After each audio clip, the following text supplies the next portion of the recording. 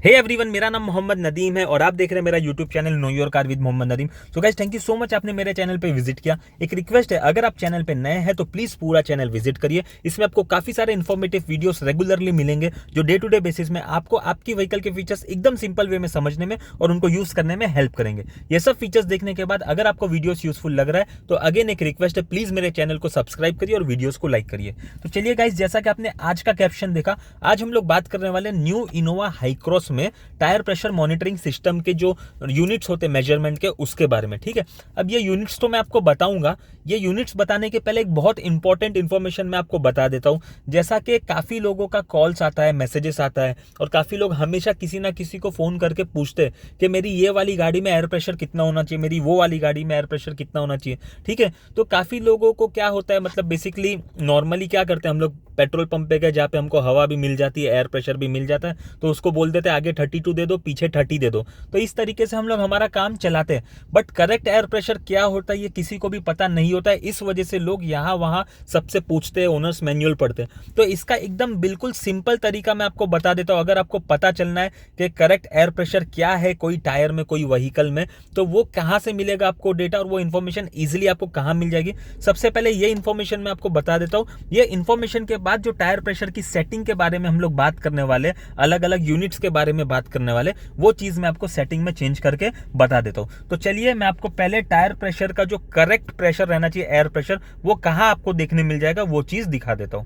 So guys, जैसा आप देखते हैं जो ड्राइवर साइड का डोर रहता है, जैसे ही आप ड्राइवर डोर ओपन करते हैं तो ये वाला जो पिलर आपको मिल रहा है, बी पिलर का जो एक्सटेंशन है नीचे की तरफ आपको देखने मिल रहा है। ठीक है, तो ये बी पिलर पे यहाँ पे आपको एक स्टिकर मिल ही जाता है। हर गाड़ी में ये स्टिकर कंपलसरी आता ही है।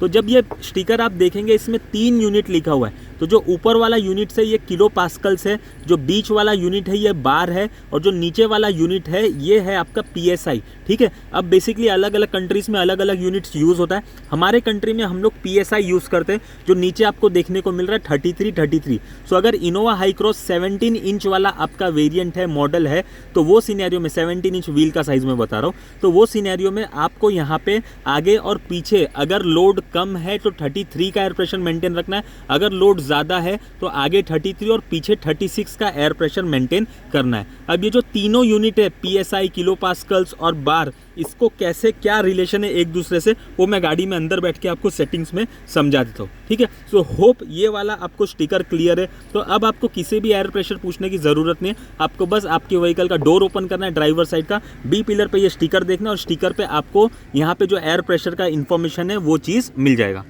सो बेसिकली जब भी आप गाड़ी का डिलीवरी लेते हो हाई क्रॉस का, तो हाई क्रॉस में जो सेटिंग आपको मिलता है वो सेटिंग मिलता है KPA में, यानी कि किलो पास्कल्स में। So basically guys, kilo pascals हमारे यहाँ पे कोई यूज़ करता नहीं है। जैसा मैंने इनिशियली स्टार्टिंग में ही बताया, हमारे यहाँ पे PSI, यानी कि जो PSI हम लोग बोलते हैं वर्ड, वो यूज़ करते हैं। तो देख लेते हैं ये दोनों के बीच में रिलेशन क्या, और इसमें एक तीसरा वाला भी वर्ड यूज़ हुआ है, बार। ये तीनों चीज़ है क्या?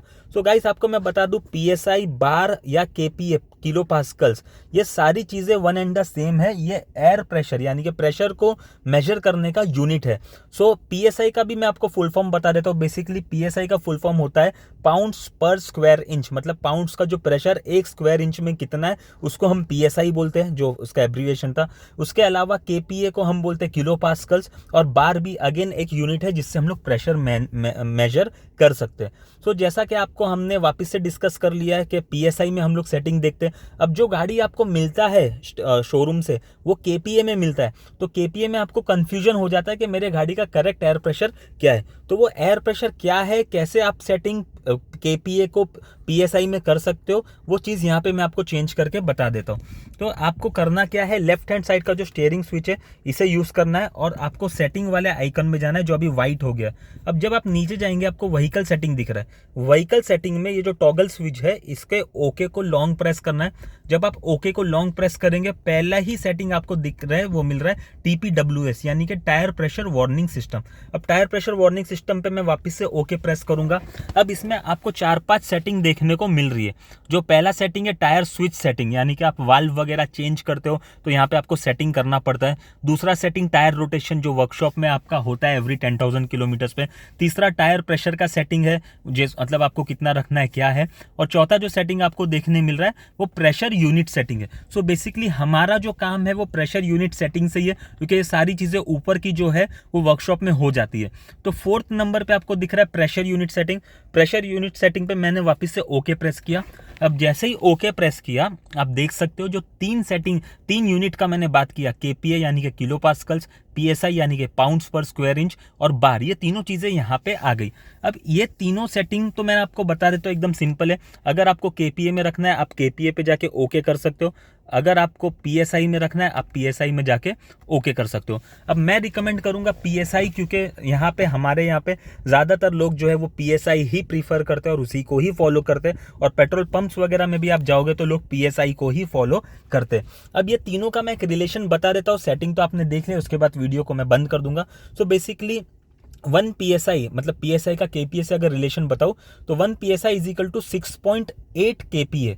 तो ये इसका मतलब अगर आप 10 बोल रहे हैं, 10 PSI है, तो अगर उसे आप KPA में कन्वर्ट करेंगे तो वो अराउंड 69 KPA हो जाएगा। तो अगर आपको गाड़ी के एयर प्रेशर 30 रखने का है तो 69 इंटू 3, जैसे मैंने 10 का आपको कैलकुलेशन करके बताया, वो चीज़ आप वहाँ पे देख सकते हो। सिमिलरली जो बार का है रिलेशन, तो बार का अगर मैं रिलेशन बताऊँ तो 1 PSI is equal to, so PSI मतलब 1 PSI is equal to 0.00689 bar. तो ये बहुत ज़्यादा मतलब आपको कन्फ्यूजन हो जाएगा कैलकुलेशन में, तो आपको एकदम सिंपल है, करने की कोई ज़रूरत नहीं है। आपको सिर्फ PSI वाली सेटिंग में सेव कर देना है। PSI जो आप लोगों को पता है ज़्यादातर हम लोग यूज़ करते हैं। अब देख लेते हैं ये डिस्प्ले आपको कहाँ पे देखने मिलेगा। तो मैं एकदम बैक आ जाता हूँ सेटिंग से पहले। तो अब जब मैं सेटिंग से बैक आ जाता हूँ, यहाँ पे आप देख सकते हो जहाँ पे आपको व्हीकल का जो ये हाइब्रिड गाड़ी में आप देख सकते हैं जहाँ पे आपको बैटरी वगैरह का वर्किंग मिलता है, उसके नीचे ही बिल्कुल आपको एयर प्रेशर यहाँ पे देखने मिल जाएगा। अभी तक KPA में दिख रहा था, बिकॉज मैंने PSI वाली सेटिंग में चेंज कर दिया है। तो यहाँ पे आपको बराबर 32, 34, 30, 30 जैसा हम लोग यूनिट यूज़ करते हैं उस प्रेशर में यहाँ पे देखने मिल गया। तो जैसा आपको पता है, हमने देखा आगे पीछे 33 रखना है, इसमें एक में एयर प्रेशर ज़्यादा है और बाकी में कम है। तो ये चीज़ आप करेक्ट कर सकते हैं, देख के आपका जो एयर प्रेशर वाला है वहाँ पे जाके ये चीज़ को चेक कर सकते हैं। अब काफ़ी लोग पूछते हैं इसमें लाइट आता है, तो एयर प्रेशर जब 70% से, यानी कि 33 के 70% से जब गिर जाएगा नीचे एयर प्रेशर, तो वो सिनेरियो में यहाँ पे आपको TPMS का लाइट आ जाएगा। अब वो लाइट जाएगा कैसे? जैसे ही आपने एयर प्रेशर को करेक्ट कर दिया है, एयर प्रेशर करेक्ट करने के बाद ऑटोमेटिकली वो लाइट जो है डिस्प्ले से चले जाएगा। सो होप ये वाला मैंने आपको जो सेटिंग समझा है समझ में आ गया है। इसमें कोई भी डाउट है तो प्लीज़ कमेंट करिए, डेफिनेटली उसका भी आंसर मैं आपको दे दूंगा। Thank you so much.